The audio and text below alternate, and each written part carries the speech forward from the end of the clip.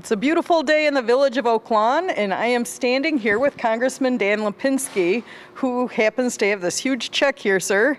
Welcome to Oak Lawn, and what are we here to do today? Thank you, Mayor. I'm here today to present this check from the Department of Homeland Security to the Oak Lawn Fire Department. Thank you for all the great work that you do. And I'm going to present this check to you, and you can explain to us what you're going to do with this. Continue doing the great job you do keeping the people of Oak Lawn safe. Wow, that's wonderful. This is a $144,000 check. Well, I know it's going to be put to very good use. Thank you. Chief Sheets, can you tell us what this is for? Thank you, Mayor, and thank you, Congressman Lipinski, for this recipient of the grant. This grant is for the replacement of our SCBAs, which are self-contained breathing apparatus. The grant process is an extremely long, arduous process. We did it over approximately a 3-month period. We submitted the grant to the grant review committee, and they selected us for the $144,000 in grant funds. And my Assistant Chief Scott Bowman will talk about the equipment that we'll purchase. Thank you, Chief. Scott? Again, to reiterate from the Chief and yourself that thank you. We appreciate this grant award. It's going to go a long way. It's a capital purchase of $144,000. Mike McMillan, he's in charge of our SCBAs, did a lot of research working with myself and the Chief and the SCBA committee to determine we had a number of air packs that were outdated. They were 2 compliances or greater of being out of compliance with NFPA and safety concerns. So we are going to be replacing the masks, the bottles, and the packs themselves that will then give our citizens and peace of mind and our firefighters a greater safety margin on the fire ground. So most residents have no idea what you're talking about. So you have a little prop with you. I'm holding the check. Can you show us at home what this instrument is and what it's used for? This is one of our SCBA's self-contained breathing apparatus. It contains normal air, breathing air, and it allows a firefighter, while wearing this on his back, about 20 minutes of working time inside of a smoke-filled or a hazardous atmosphere. So we can perform our jobs, and if we have to go in, rescue somebody that's trapped by a fire or in a hazardous atmosphere, they would wear these, protect themselves, and make it easier to locate them. That is huge. Now the one you have there is pretty old, is that correct? Yeah, this particular pack itself is greater than 10 years old and 2 compliances of NFPA certification out. So this is one of the packs that will be replaced. Congressman, this is huge for our village, for our first responders and our residents. Thank you so much for fighting for us in Oak Lawn, and it's nice to see some of our tax dollars coming back to our community. Well, very happy to help out. As I know how much great work that the fire department does here in Oak Lawn, and I know this money will be put to very good use, keeping the people of Oak Lawn safer even safer than they are now, and I know you continue to do a great job here. So thank you for what you do. Thank you, Congressman. Mayor, again, this is an item that doesn't cost the taxpayers a penny. This is money that comes from the federal government, so our taxpayers will not have to pay a penny for this. So it's money that will be well used, and we very much appreciate the assistance. Thank you, Congressman. Jane, you want to say anything? Thank you to Congressman Lipinski, who always takes care of the village of Oak Lawn, and we're very appreciative. Thank you. Thank you. Appreciate it. Thanks, guys. All right, thank you. Thank you. Appreciate it. Thanks again, sir. Appreciate it very much. Always happy to help. Well, we have brought this big check upstairs, and now I'm sitting at my desk here in Village Hall with Congressman Lipinski. Congressman, thank you so much for taking the time to come out and present that check and to help us get that grant. Your support is just huge for Oak Lawn. I appreciate that. And it was so nice to see you 2 days in a row. You were here yesterday for our Memorial Day service, and you had, I think, 7 events to get to, but you still found time for Oak Lawn, and it means so much to our veterans and our residents that you took the time, and the words you spoke were very, very nice. You were talking about an event you had, a program that you're starting with our veterans in conjunction with Brother Rice High School.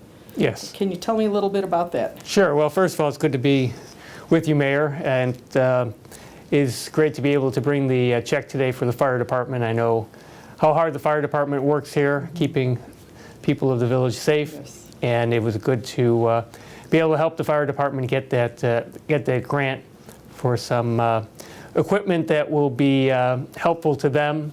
It's a self-contained breathing apparatus, so I think it's always good to see those things come through, and it's important for me to work with the local municipalities to help you do a better job. And Oak Lawn here at the heart of my district, as you said, I was here for the Memorial Day ceremony. The Johnson Phelps Post is a great VFW over here, and as I said yesterday, I have my mug from the Johnson Phelps Post. I drink my tea out of every morning. What is your preferred tea? Boy, there's so many choices here. I like Earl Grey, and I also like chamomile. I was going to say Earl Grey. I go for the black tea, so that's not so much the herbals. So just that's my caffeine in the morning. That's good. So anyway, Memorial Day, day that we remember all those men and women who died protecting us and serving our country, keeping us safe and free. And that's why I was here, and I had a total of 7 events that I went to across the district. It's really great that this district is really made up of people who remember what it means to serve the country. They honor veterans and those men and women who are out there serving today. And I think it's important that we never forget the stories of every veteran, because there are some who are written up in the history books, but every single person who has served our nation has a story to tell, and they've been an important part of keeping us free. So that's why I am working right now. We're going to be making some more announcements in the coming weeks about the details. But what we're doing is working with the Veterans History Project, which the Library of Congress in Washington, D.C. does. And what we're going to do is invite veterans to come in. We have Brother Rice is one place that we're going to do this at. So we're working with the Brother Rice High School to do video recordings of veterans who want to come in and tell their stories, whatever they want to talk about their experience serving our country. And so it's to collect all these, every veteran's story.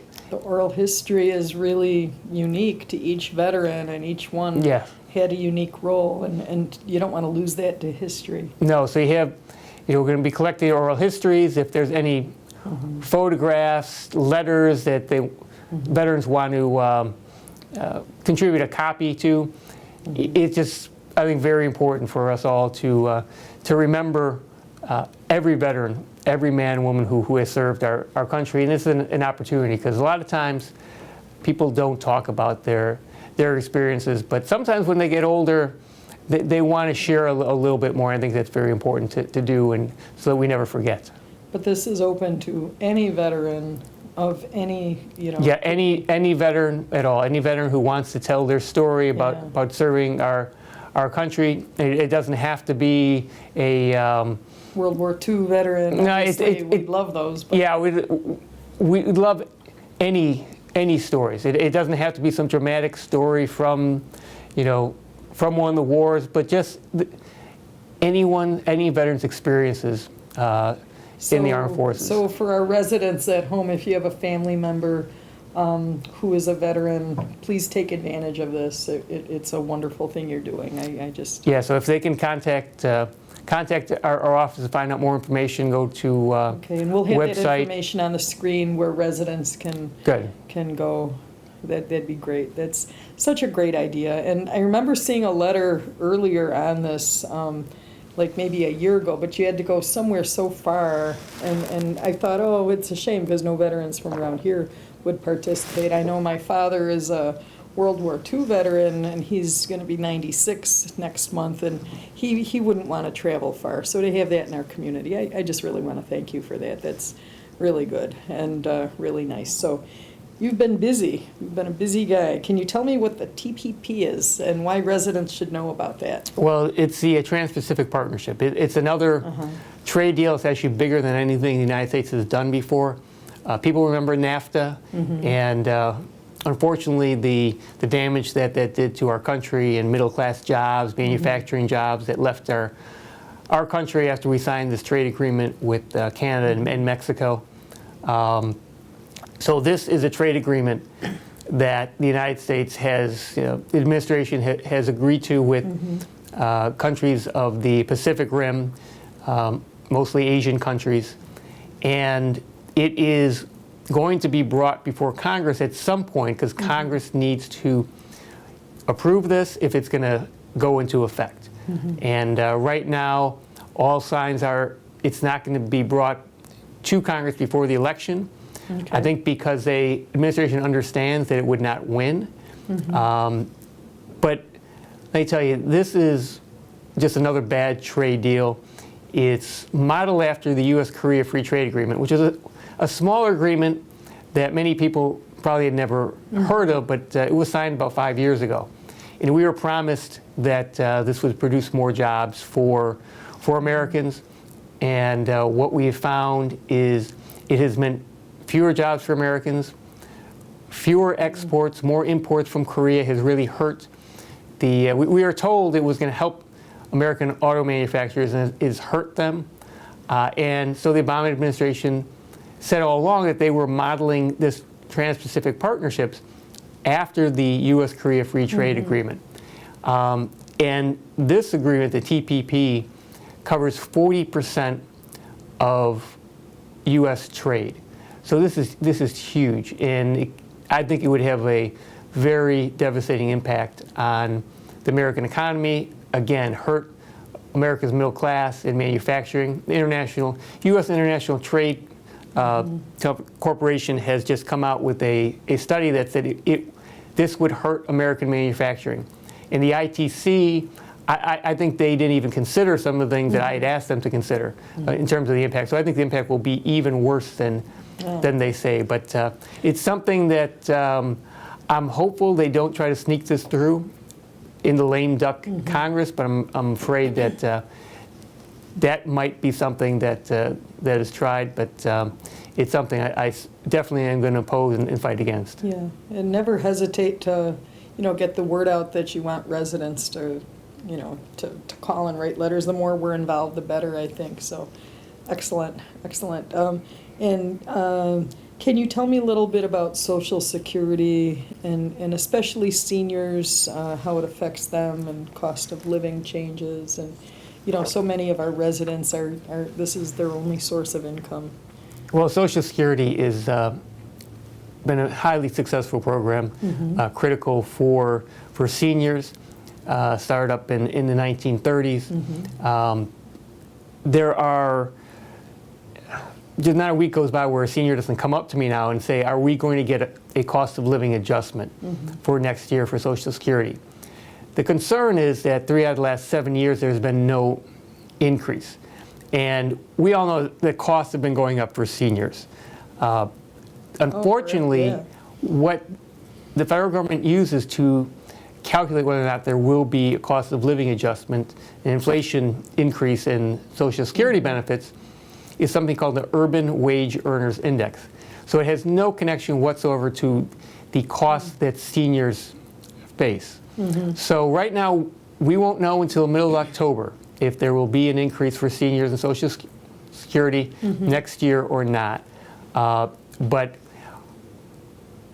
in order to make sure that we don't keep facing this issue where seniors see increased costs but don't see an increase in their Social Security check, I have introduced a bill with a Republican colleague of mine, Jimmy Duncan, and what it does is creates a cost of living measurement for seniors that takes into account the costs that are faced by seniors.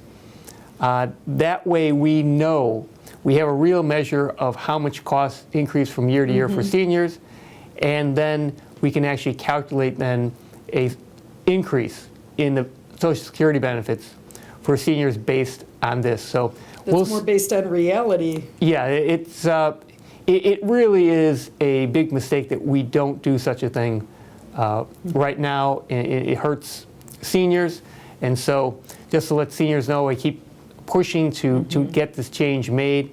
We won't know until October, middle of October this year, about next year's COLA for Social Security. But anyone who has an issue, any senior has an issue with Social Security, there are seniors that we work with every day. Various issues with receiving Social Security benefits or Medicare, issues with Medicare. So if there's any individual problems, anyone can call up our office any day and get help with those. Thank you, thank you.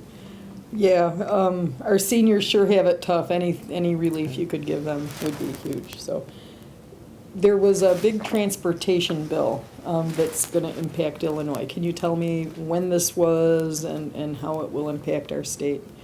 Well, back in December, after it had been 10 years since we passed a long-term transportation bill. This is for our roads and for public transportation.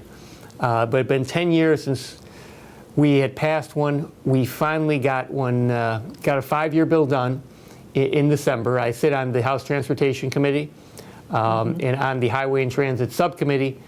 So we put this together. We made it better in committee. I sat on the House Senate Conference Committee after the House and Senate passed different bills on this, worked to make it better from that point. And what we passed in December is not a bill that's going to solve all our problems, because we have a lot of congestion issues Yes, we do. here, but it is going to help, because Illinois will get 10% more money over the next 10 years than we had been getting. So that will certainly help. That's for funding to fix up our roads, new projects for roads. So that can be very helpful. For public transportation, there's also an increase in funding for public transportation. That will help Metra. There are a couple of things that were originally in the bill that would have been harmful to Metra that I was able to get out of the bill. I know how important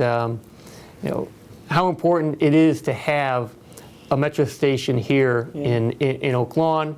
I was happy last year to work with Oak Lawn to get the name changed to the Patriot Station. Yes, did you see the sign, by the way? The sign is up on the parking lot. Yeah, it's great to see that.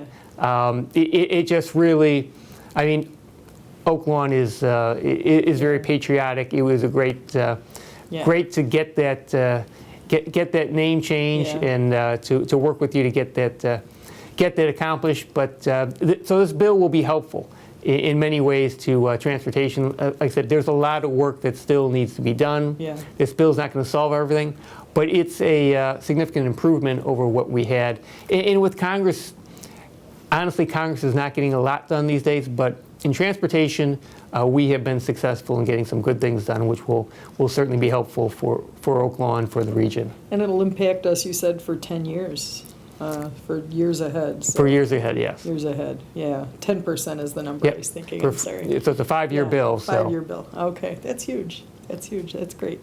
And you're doing a lot of community reach out too. I understand that, not only do you take time for our Memorial Day, but you're going to be in our July 4th parade, hopefully, and that's always very nice to see you. And, you're a fast-moving target in our parade. You run faster than about anyone. But you're also going to have a town meeting in Oak Lawn. And this is July 19th, yes, tentatively, and that's a Tuesday evening. Do we know the time yet? 7 p.m. 7 p.m., okay. Tuesday, July 19th, 7 p.m. I will be there at 7 p.m. My staff will be there starting at 6 o'clock. Okay. If anyone wants to come, it's another opportunity. Of course, anyone could come by, call any of my offices any day, but this is an opportunity. My staff will be there for any issues. Yeah. Again, if you're a senior, if you're someone with issues with veterans benefits, any other federal issue that you have. My staff will be there starting at 6. I will be there for the town hall meeting at 7 o'clock. I think it's important. Yeah. This is going to be at Oak Lawn High School, and Yes. make that Yeah. And everyone aware of that. We'll help you spread the word also, and I think just meeting people face to face, they could see how hard you're working, and I think you had one at the library last year. Yes. And very, very well attended, a lot of questions, and it's always lively, so it's always, I really appreciate you doing those so close to home also. And so, anything I didn't touch on that you want to talk about? Well, I think we covered a lot of things that are going on. I think about the town hall, I think it's something that a lot of members of Congress actually do not do town hall meetings anymore. Yeah. And I think it's just very important for me to give people an opportunity. Of course, anytime I have people come up to me, no matter where I'm at, with issues, with questions, my staff always notices that maybe I shouldn't say the name of the place that I go to. There's one particular place that I go to a home improvement store that I always seem to get questions from my constituents when I go there, because my staff knows, and I come back and I raise an issue with my staff, and I tell them where I heard from this person. So it's oftentimes the same places, but people, people are very respectful of me, but my job is to represent my constituents. So and I get the same thing. If I'm out shopping, I'm sure you do. Hey, tell me what's going on with my alley or this or that. I always have a little notepad and make a note, and it's fun to do that. It's good. So. We had a busy morning so far. We had the big check presentation. I just want to thank you again. I hope we never need to use those apparatus or that apparatus in our community, because it would mean something really bad is happening. But residents can be confident that if it does happen, everyone is going to be a lot safer and more effective. Our first responders really appreciate. So you've supported our first responders. We talked about your Veterans Initiative, which I love, improving trade and helping job creation by opposing bills that are going to hurt our economy. We've talked about Social Security, trying to make that right for our seniors, and transportation and public outreach. I think we just did it all. Anything you want to add that we didn't talk about yet? I think that covers it. I just wanted to thank you for the work that you do. I know it's oftentimes the toughest jobs are jobs where you're representing. The closer you are to the constituents, I mean, you don't have the big national, international issues that you deal with, but I know the issues that are most important to people are the ones that hit closest to home. Yeah. And so politics is local. I'm happy to work with everyone on the local level, help you do a better job, because we're both working for our constituents to help make their lives a little bit better. And there's a lot of ways that I can be helpful here locally, so I'm always happy to do so. And I want to compliment you and your staff as well for always being so responsive whenever we have concerns. So it's a real team effort. So thank you. Thank you, and thank you for watching. Thank you, Congressman. Thank you. Thank you.